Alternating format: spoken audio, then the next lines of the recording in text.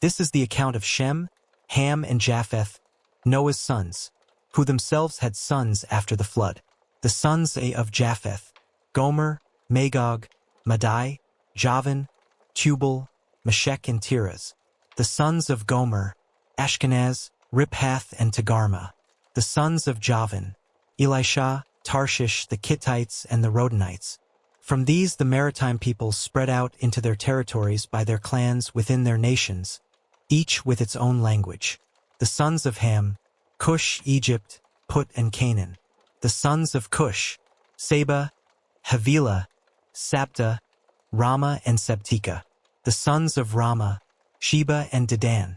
Cush was the father of Nimrod, who became a mighty warrior on the earth. He was a mighty hunter before the Lord. That is why it is said, like Nimrod, a mighty hunter before the Lord.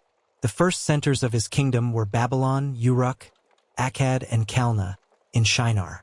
From that land he went to Assyria, where he built Nineveh, Rehoboth-ir, Calah, and Rezin, which is between Nineveh and Calah, which is the great city. Egypt was the father of the Ludites, Anamites, Leabites, Naphshuhites, Pathrusites, Casluhites, from whom the Philistines came, and Caphtorites.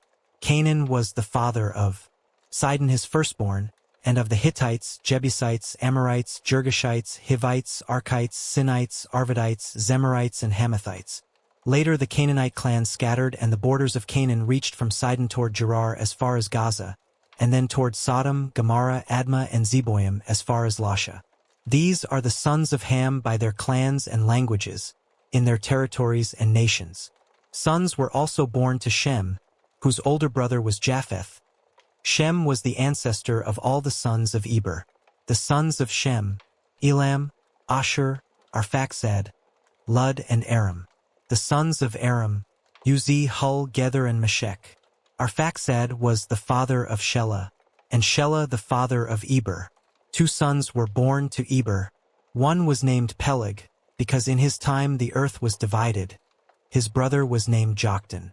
Joktan was the father of Almodad, Shalef, Hazarmaveth, Jerah, Hadaram, Uzal, Diklah, Obal, Abimael, Sheba, Ophir, Havilah, and Jobab. All these were sons of Joktan. The region where they lived stretched from Mesha toward Sephar, in the eastern hill country. These are the sons of Shem by their clans and languages, in their territories and nations. These are the clans of Noah's sons, according to their lines of descent, within their nations. From these the nations spread out over the earth after the flood. Now the whole world had one language and a common speech. As people moved eastward, they found a plain in Shinar and settled there. They said to each other, "Come, let's make bricks and bake them thoroughly." They used brick instead of stone, and tar for mortar.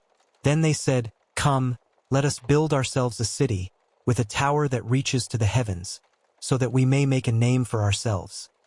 Otherwise we will be scattered over the face of the whole earth." But the Lord came down to see the city and the tower the people were building.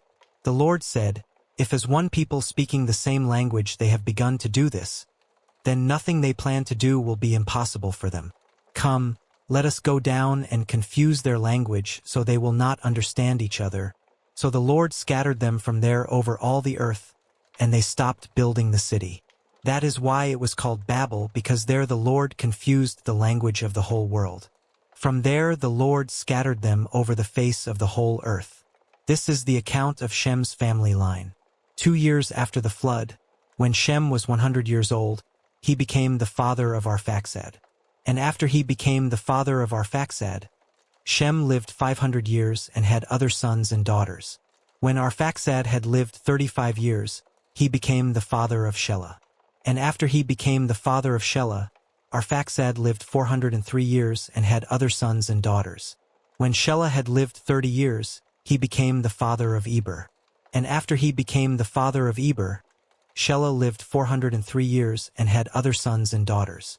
When Eber had lived 34 years, he became the father of Peleg. And after he became the father of Peleg, Eber lived 430 years and had other sons and daughters. When Peleg had lived 30 years, he became the father of Ru. And after he became the father of Ru, Peleg lived 209 years and had other sons and daughters. When Ru had lived 32 years, he became the father of Serug. And after he became the father of Serug, Ru lived 207 years and had other sons and daughters. When Serug had lived 30 years, he became the father of Nahor. And after he became the father of Nahor, Serug lived 200 years and had other sons and daughters. When Nahor had lived 29 years, he became the father of Terah. And after he became the father of Terah, Nahor lived 119 years and had other sons and daughters. After Terah had lived 70 years, he became the father of Abram, Nahor and Haran. This is the account of Terah's family line. Terah became the father of Abram, Nahor and Haran. And Haran became the father of Lot. While his father Terah was still alive, Haran died in Ur of the Chaldeans, in the land of his birth. Abram and Nahor both married. The name of Abram's wife was Sarai, and the name of Nahor's wife was Milcah. She was the daughter of Haran, the father of both Milcah and Iscah. Now Sarai was childless because she was not able to conceive. Terah took his son Abram, his grandson Lot son of Haran, and his daughter-in-law Sarai, the wife of his son Abram, and together they set out from Ur of the Chaldeans to go to Canaan. But when they came to Haran, they settled there. Terah lived 205 years, and he died in Haran.